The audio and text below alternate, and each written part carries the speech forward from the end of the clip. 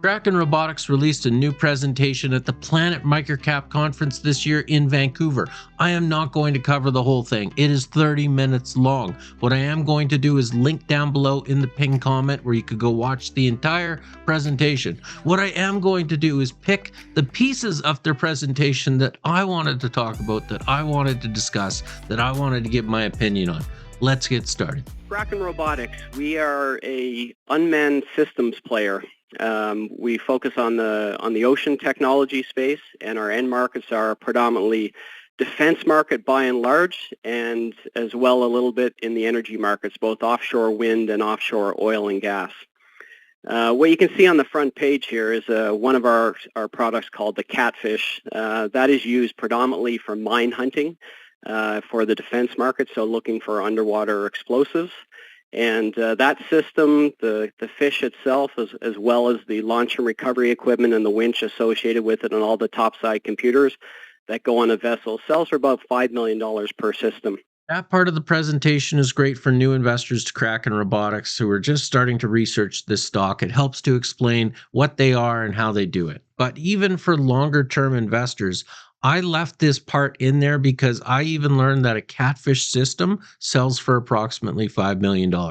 That becomes very important later on in this presentation. And there's a new platform that's starting to emerge called Extra Large Unmanned Underwater Vehicles, or XLUUVs.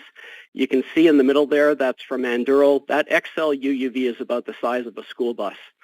So on the smaller vehicles, we will typically sell a $500,000 sonar and maybe $1 million or $1.5 million worth of batteries. When you start talking about school bus size underwater vehicles, we're selling anywhere from $6, $7, $8, $10 million worth of batteries per vehicle. So as that class of vehicle starts to emerge in the market, it's favorable to our outlook. There you have it. For people who don't like to speculate and like to do as much research as humanly possible, where are these XLUUVs going? Who's making them? Where's the market? How much of this market is Kraken Robotics going to get? This sounds like it's going to be huge for this company, and it's just another huge revenue source that we need to keep an eye on. The area that we really play in is mine countermeasures or mine warfare, and this is an area of the Navy that has been underfunded for many, many years, and it's really making its comeback now. And I just wanted to stop it there. I mean, he goes on for 5 minutes, and rightfully so, talking about where do you think the world is going right now, right? With all the conflict in Russia, in the Arctic Ocean, with Taiwan and China and the South China Sea, right? Like, all the global conflict right now, all the countries that are now recognizing that we need a Navy. This is equipment that needs to be inspected, and you need high-end sonar equipment to both image what's on the seafloor today, but also when you're building out things like offshore wind farms and you're planning a wind farm park, you're driving monopiles into the ground and you're connecting them all together with subsea cables. You need to know what's in the ocean floor before you actually, start the construction phase. So our technology, the Catfish that I showed a picture of, allows you to see objects on the seafloor in very high resolution at range. But we also have technology that allows you to image into the seafloor, so you can see if a buried power cable is properly positioned. This is what originally got me excited about Kraken Robotics. You could see there where they talk about $10 trillion of ocean infrastructure. And then in this presentation today, I basically learned that $10 trillion of money sitting there is really probably only going to be about 20% of the revenue moving forward. Today, our revenue mix is about 80% defense industry and 20% commercial, i.e. Offshore wind and offshore oil and gas. And if you look at the breakdown, the defense business is predominantly a product sale business. Contracts typically range from historically, they were $500,000 to $1 million contracts. We've won some $30 and $50 million contracts in the last couple of years. And a good part of our pipeline that we see today is more of these $30, $40, $50 million contracts, which are coming down the pipe in the industry. Great slide here, right? So much to break down. Revenue mix, like I talked about, 80% defense, 20% commercial. At the bottom there, though, the catfish system, $5 million per UUV system or offered on a service basis. Their sonar is 300 to 600K per UUV, and the batteries are 1 million to 10 million per UUV. And again, they're talking about that $10 million quite a bit for those XL UUVs that they're hoping to have more of in the future, as well as with Kraken Robotics. You just never know because of the secrecy of their contracts when that next 30, 40, $50 million contract is going to get dropped. Very exciting time for Kraken Robotics shareholders. So as I mentioned, we're starting to gain some good momentum in the defense side of the business. You can see a number of contracts there over the last year and a half, about $50 million of programs like the Canadian Navy. On the catfish product, about $25 million of wins in the last year plus. And on the battery side, in the last year, we've won over $40 million worth of battery business. Just looking at some of the names on the page there, Elbit Systems, the largest Israeli defense contractor, Huntington Ingalls, the U.S. Navy's largest shipbuilder, Saab. A lot of people don't know that Saab is a large defense contractor as well. Everybody remembers them as being the car company. Remontola, the Polish Navy, the Australian Navy, the British Navy. So these are customers that have taken a long time to develop, and we've finally got our foot in the door with a number of them. Not bad. And this is a reason why a lot of the times I'm not as bullish on pre-revenue stocks. And I know a lot of you would like me to be more bullish on some of your favorite pre-revenue stocks. Kraken Robotics has been working in this industry now for 10, 11 years. And you could see how this builds up slowly, slowly, slowly. But you get customers like, the Royal Navy, the Canadian Navy, Saab. These are long-term customers that need trust to be built. Kraken Robotics has gotten to that point, and now hopefully they're at the tipping point where they start seeing these massive, massive deals come in. Looking at our financials, I mentioned the history there. This year, we've given guidance. We recently reported Q2 results. We reaffirmed our guidance for 2023. The calendar year ends between 66 and 78 million in revenues. So the midpoint there is 72 million. That's up from 41 million last year. That's well north of 50% growth. EBITDA margins last quarter we were in the low 20s, I believe.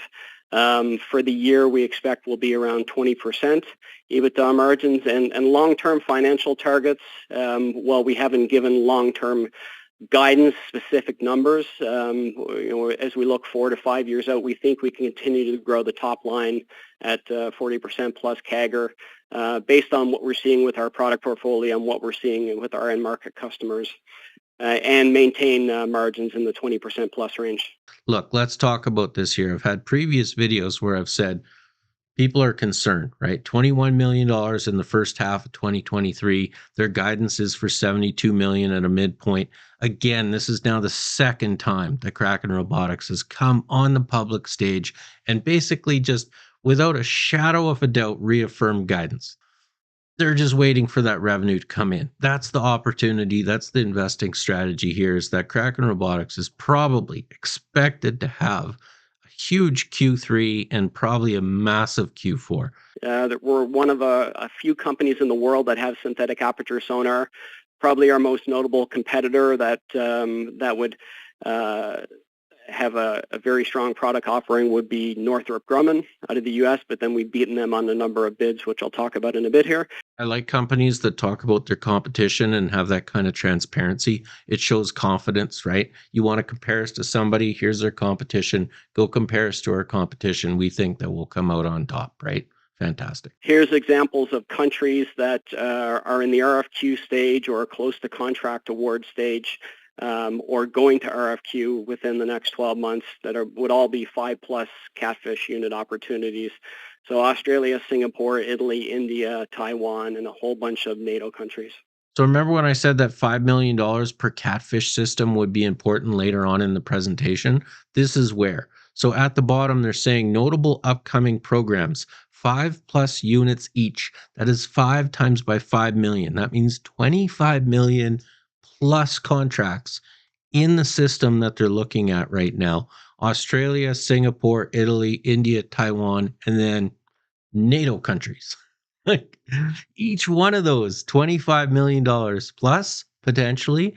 And NATO countries, how many of them are there? If we looked at all the catfish opportunities and as well as all the SaaS opportunities on unmanned vehicles, that's a $300 million plus pipeline.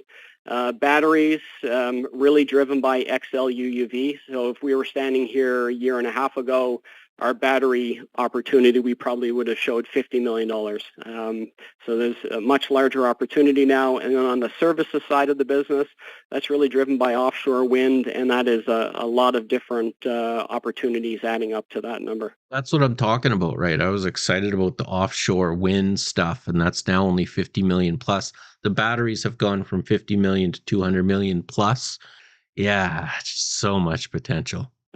We did have a warrant overhang. The warrants expired at the end of July. We also had some vendor debt that we had to pay off post the quarter, and we paid that off with cash. That was a result of an acquisition that we did 2 years ago that gave us the sub-bottom imaging technology. So we paid that off. We've recently increased our line of credit as we start to get involved in some bigger programs, and it's always good to have that line of credit available. So our balance sheet is much better than it has been historically. The warrant overhang is gone. If you look at, I'm not up here to talk about valuation. I obviously think we're very undervalued, but you can go look at some of the peers, and they're trading 15, 16 times forward EBITDA versus we're less than half of that. So not much on the financials, right? The warrant overhang is gone. They paid off some debt. They have a better balance sheet. They have some loans they can use now, and they think they're undervalued like so many other good companies out there. They don't have to tell us much about the balance sheet, though. We've already gone through all those numbers. We know. The big thing is they again reaffirmed guidance. Those are the numbers that I wanted, and that just probably will change their undervaluation in the short term, potentially, possibly, not financial advice, but that's what I'm looking at, right? And to wrap it up, in summary, we're a technology company in a unique space. The underwater domain, barriers to entry are really high, and as a result, margins are pretty good. Contracts, we're seeing a big increase in activity that I've talked about, and just look at our customer base as Australia, Denmark, Poland, Israel, as these countries have taken delivery of our system over the last 3 years, and they start to become really good reference customers for us. That position us very well to win some of these other businesses, and the team. Now, again, go watch the entire presentation if you'd like. I cut out a lot. He talked a lot about the team. He talked about a lot about the potential with global conflicts and where Kraken Robotics is going, and the science and the technology and the research and all the money that they put into this company in the past 10 years, 11 years is now finally turning into this point where they're growing exponentially. That's all been covered. What do you think of Kraken Robotics today? I mean, after this presentation, I can't move them further up my list anymore because they're at the top. I've got Kraken Robotics number 1, Gatekeeper Systems number 2, Well Health Technologies number 3, H2O Innovation number 4, Hamilton Thorne number 5. Hamilton Thorne just uplisted to the TSX, right? These are all great companies, and I have Kraken Robotics at number 1. This presentation didn't change anything other than bolstering my belief that I think there's a lot more potential in subsea batteries that people didn't see, that analysts didn't see, that investors didn't see, that maybe shareholders didn't see, right? They reaffirmed again they're going to hit guidance. That's going to be huge. These numbers are looking great. And not only are they saying they're going to meet guidance, they're talking about 40% CAGR. So take that 72 million that they're expected to get in 2023 and add another 40% to that next year, 2024, and then another 40% to that 2025. This company is becoming net income positive, EBITDA positive, and the growth is still there. And like they said, high barriers to entry. This is probably the first presentation I've seen from them that makes me think that there's less competition in their industry than I thought. Before, they always said, yeah, there's a lot of competition.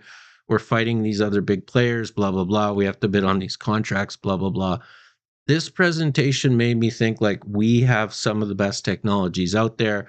Here's our competition. We're beating them. We're growing quickly. like the future is there for Kraken Robotics. That's my opinion from this presentation. Let me know down in the comments if you heard something else. Still extremely bullish on Kraken Robotics. Thank you to Planet Microcap, to their conference, for all this information, these great presentations. Again, I'll link down below so you can access all of the presentations from the Planet Microcap conference in Vancouver. Thank you, Kraken Robotics, for all this great information. You've been watching Common Sense Investing. My name is Cameron. Thank you for your time.